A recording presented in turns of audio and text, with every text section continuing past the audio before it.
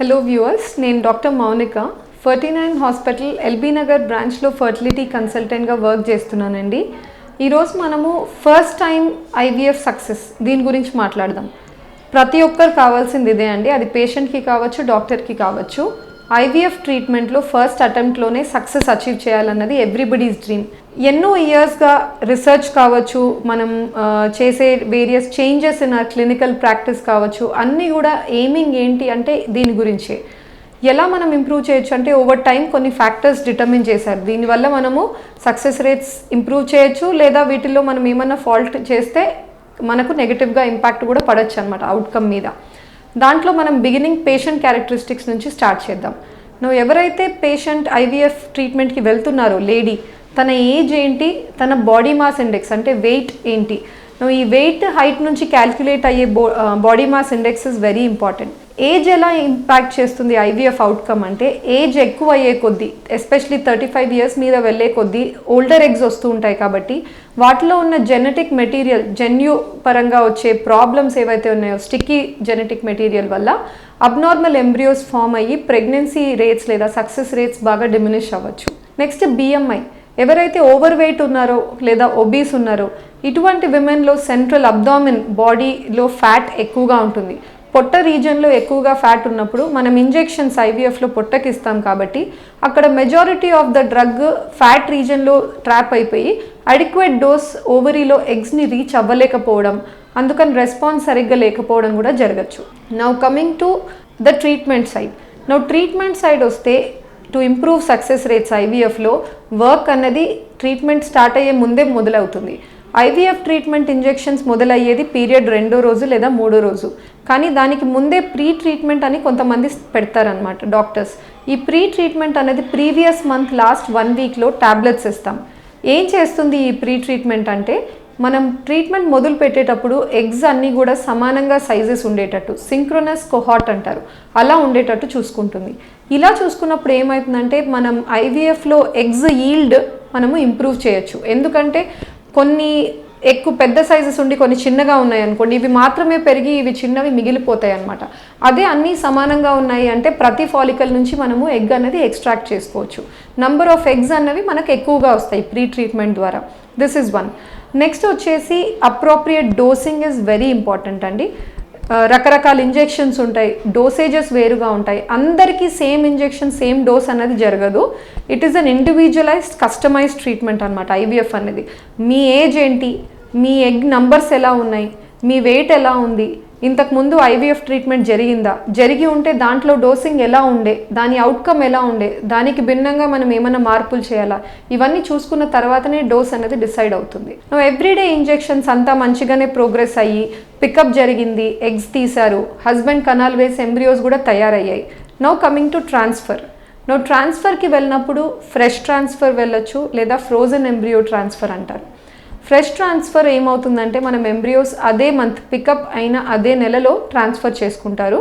కానీ frozen embryo ట్రాన్స్ఫర్లో pickup అయిన తర్వాత ఎంబ్రియోస్ని ఫ్రీజ్ చేసుకొని తర్వాత నెలల్లో ఎప్పుడైతే లైనింగ్ బాగుందో అప్పుడు ట్రాన్స్ఫర్ చేయించుకుంటారు. దీంట్లో ఎక్కువ సక్సెస్ రేట్ ఉంటుంది, దీంట్లో తక్కువ ఉంటుంది అని కాదు. ఇక్కడ కూడా పేషెంట్ సిచ్యువేషన్, ఆ సర్కమ్స్టాన్సెస్ బట్టి డాక్టర్ వీళ్ళకు ఫ్రెష్ ట్రాన్స్ఫర్ ఓకే, వీళ్ళకు అడ్వైజబుల్ కాదు, ఫ్రీజ్ చేసుకుంటే బెటర్, ఇలాంటి అడ్వైజెస్ చెప్తారు. ఎందుకు అంటే, కొంతమంది ఇప్పుడు ఎగ్స్ మంచిగా ఉన్నాయి, ఎంబ్రియోస్ ఫామ్ అయ్యాయి, లైనింగ్ కూడా బాగుంది, ఫ్లూయిడ్ నీరు లాంటిది ఏం కనిపించట్లేదు, పాలిప్స్ ముద్దల్లాగా ఏం లేవు, ఇలా ఉంది అంటే ఇమీడియట్ ట్రాన్స్ఫర్ వెళ్ళొచ్చండి. కానీ కొంతమందిలో ఏమవుతుందంటే, ఎక్కువ ఎగ్స్ వచ్చినప్పుడు హార్మోనల్ ఎన్వైర్న్మెంట్ బాగా ఆల్టర్ అయి ఉంటుంది, వాళ్ళలో ప్రొజెస్ట్రాన్ అన్న వాల్యూ కూడా బాగా ఎలివేటెడ్గా ఉంటుంది. ఇలాంటి వాళ్ళలో fresh transfer is not very suitable or advisable. వీళ్ళలో ఖచ్చితంగా ఎంబ్రియోస్ని ఫ్రీజ్ చేసుకొని లాటర్ మంత్స్లో ఎప్పుడైతే ఓవరీ సైజెస్ అన్ని చిన్నగా అయ్యాయి, restoration to the normal situation వచ్చినప్పుడు అప్పుడు ట్రాన్స్ఫర్ పెట్టుకోమని అంటాం. Coming to diet advice. Patients ప్రతి ఒక్కరు అడుగుతారండి, ఏంటి అంటే, యాజ్ అ డాక్టర్ మన సైడ్ నుంచి మనం ట్రీట్మెంట్ అడ్వైస్ చేస్తూనే ఉన్నాం. యాజ్ అ పేషెంట్ వాళ్ళ సైడ్ నుంచి కూడా they want to contribute to the treatment. ఏం చేయాలి, ఎలాంటి ఫుడ్ తీసుకుంటే బెటర్ అంటారు, ఏమైనా యాక్టివిటీస్, ఎక్సర్సైజెస్ ఏమైనా చేయాలా, అందరు అడిగే question. Exercises, life style modification very important అండి. ప్రాపర్ స్లీప్ ఉండాలి, ఎక్సర్సైజెస్ ఉండాలి, మన డే రొటీన్ మనం కరెక్ట్గా ఉండాలి, టైమ్లీ మీల్స్ ఉండాలి. అది కాకుండా డయట్లో ఎటువంటి ఫుడ్స్ తీసుకోవాలి, ఎటువంటివి అవాయిడ్ చేయాలి. అవాయిడ్ చేయాల్సినవి mainly red meat and sweets. ఏవి తీసుకోవచ్చు అంటే fresh fruits, vegetables, whole grains ఉండాలి అండి. వీట్, బార్లే, కీన్వా ఇలాంటివి తీసుకోవాల్సి ఉంటుంది.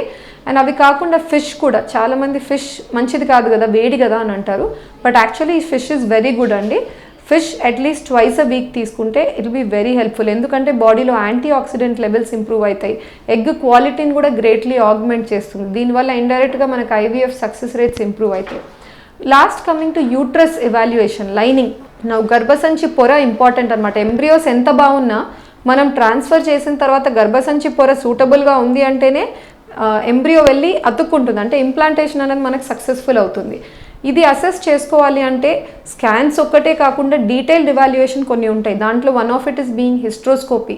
హిస్ట్రోస్కోపీలో ఏం చేస్తామంటే కెమెరా డైరెక్ట్గా యూట్రస్ లోపల ఇంట్రడ్యూస్ చేసి ఫ్రమ్ ది ఇంటీరియర్ విజువలైజ్ చేస్తున్నాం, క్యావిటీ ఎలా ఉంది, లైనింగ్ ఎలా ఉంది అని. మీరు అడగచ్చు, స్కాన్లో కనపడింది హిస్ట్రోస్కోపీలో ఏంటి ఎక్స్ట్రాగా మనం గుర్తించాల్సింది ఏంటి, ట్రై చేస్తుంది ఏంటి అని. ఒక ఎంటిటీ ఉంటుందండి, ఒక ఫీచర్, క్రానిక్ ఎండోమెట్రైటిస్ అంటారు. అంటే గర్భసంచి పొర ఇన్ఫెక్షన్ అనమాట. ఇది మనకు స్కాన్లో బయటపడదు. అదే హిస్ట్రోస్కోపీలో వెళ్ళినప్పుడు కొన్ని ఫీచర్స్ ఉంటాయి.